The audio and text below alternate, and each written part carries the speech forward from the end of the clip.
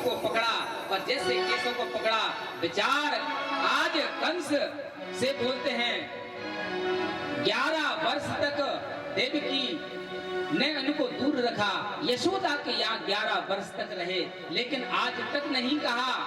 आज कंस से पहली बार कहा कि देख कंस, मैं अष्टम लाल देवकी का हूँ और तेरा काल हूँ। जैसा ऐसा कहा तो सभी आश्चर्यमय हो गए। वहां पर नंद बाबा भी गए हुए थे। सभी ने ये देखा कि ये तो देवकी का लाला है। कंस भी ऐसा ही हक्का बक्का सा रह गया।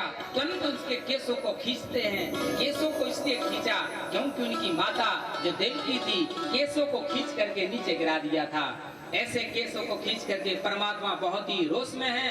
केसों को खींच करके घसीटते घसीटते नीचे ले आए, एक चाटा दिया। एक चाटा देते ही परमात्मा उसका कंस का वध कर देते हैं। बोले राधा माधव सरकार की। कंस पापी था, अत्याचारी था, अनाचारी था। जो पापी होता है, अत्याचारी होता है, उसकी आयु बहुत कम होती है। आज कंस मारा गया। इसकी 2 पत्नी हैं, अस्ति और प्राप्ति।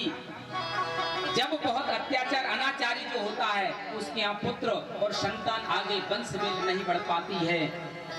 तो आज अस्ति प्राप्ति जैसी आई, अपनी चूड़ियों को फोड़ा और चूड़ियों को फोड़ करके वे अपने पिता के पास पहुंचती हैं। इधर जब जो है नंद बाबा ने ये विचार किया कि मेरा बेटा नहीं है।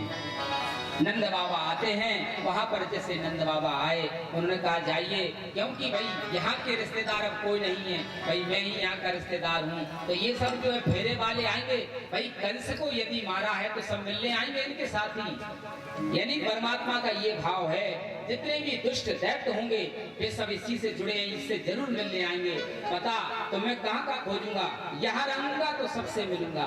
ऐसी जो है नंद बाबा से कहा अब आप जाइए, मैं फिर आऊंगा। नंद बाबा अश्रु प्रवाह करते हुए चले जाते हैं। सीधे जब कंस को समाप्त किया, समाप्त करने के पश्चात सीधे वे आज कहाँ जाते हैं? देवकी के पास। देवकी महाराज उग्रसेन कारागृह में हैं, सीधे वहां से जाते हैं। तो सबसे पहले महाराज उग्रसेन को मुक्त किया। उग्रसेन को मुक्त करने के बाद, उग्रसेन कंस के पिता हैं, उनको मुक्त किया।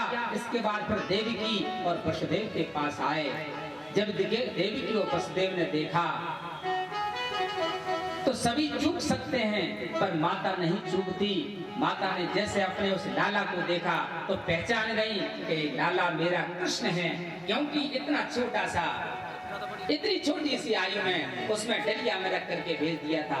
आज माता का जो वात्सल उमड़ा, वात्सल उमड़ते ही उनकी दुग्धों में से धारा बह चली, मानो उन्होंने अभिषेक कर दिया हो। लाला को गले से लगाया।